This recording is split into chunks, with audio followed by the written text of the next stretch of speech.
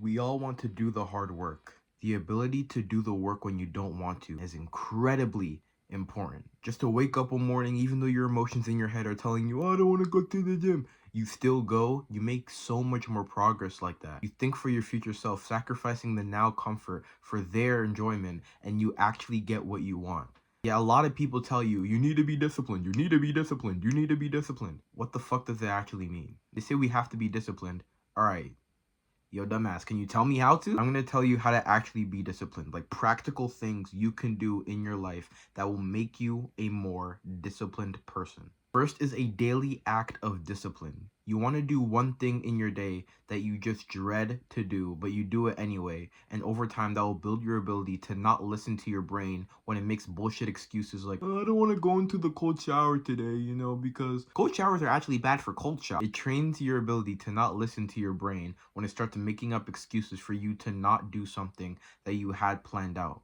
Personally, what I like to do is like to hop into the cold shower in the morning because that is a time where I don't want to hop into the cold shower, but I do it anyway. And when I do it, I actually feel good after, so it's fine. Yet for you, it could be very different. Maybe it's making your bed in the morning. Maybe it's folding your clothes that you haven't folded. Or maybe it's reviewing the work that was in class today. Maybe it was taking out the trash. A discipline act can be anything for any person. It just has to be something you can do every day that you don't want to do.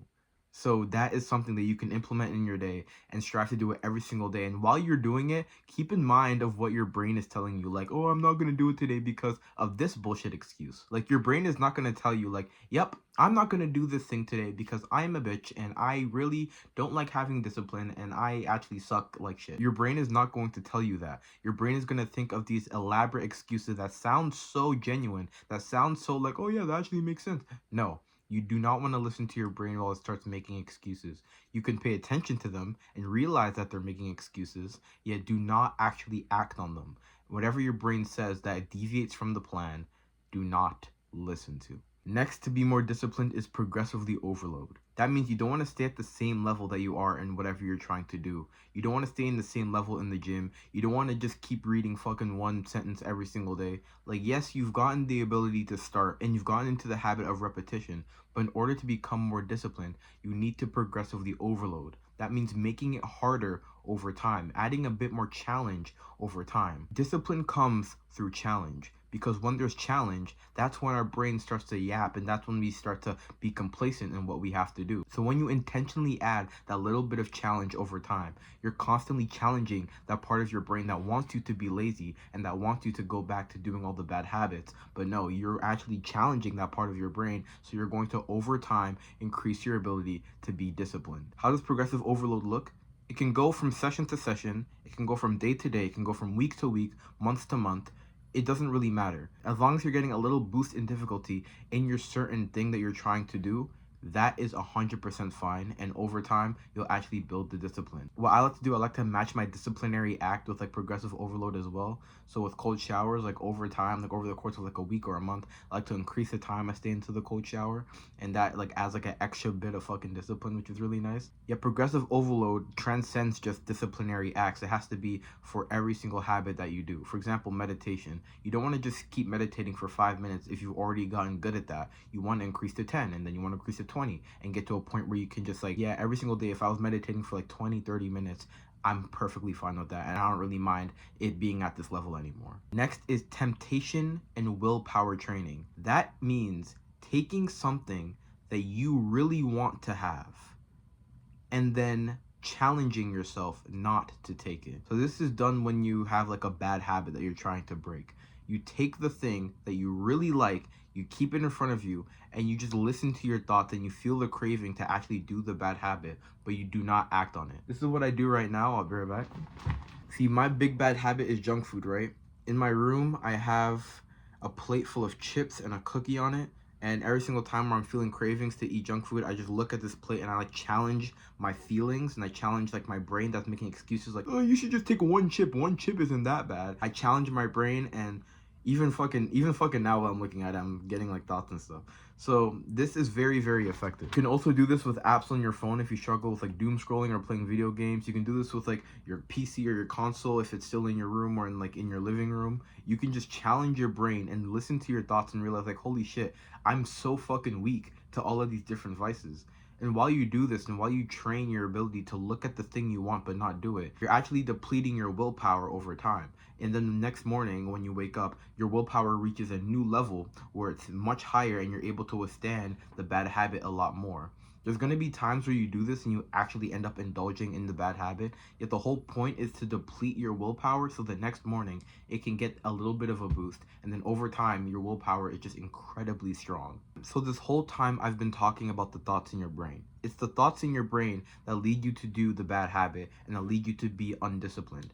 The act of discipline is to willingly not listen to the thoughts in your brain and do the hard work anyway. How do we get better at realizing we're having these thoughts? Because sometimes you're going to end up doing the bad habit and you're like, holy shit, what the fuck happened?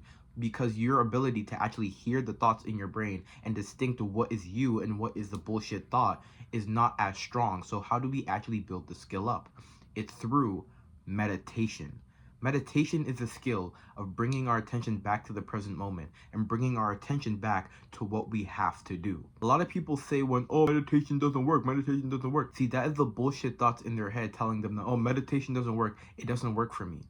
Every single person who's meditated consistently, it has worked for them. And who's meditated properly, it has worked for them. You're not special in any single way. You're not like a different human being. Those thoughts in your head and the ego in your head is telling you that the thing that will literally help you is the thing that you shouldn't be doing. See, those are the bullshit thoughts. When you actually use logic for the situation, you realize that those thoughts have no fucking like ground in what they're actually saying. So how do you meditate? You just lower your bar to success for one. If you can't meditate for a long time, do it for like 30 seconds, a minute, 3 minutes. Just meditate as long as you can.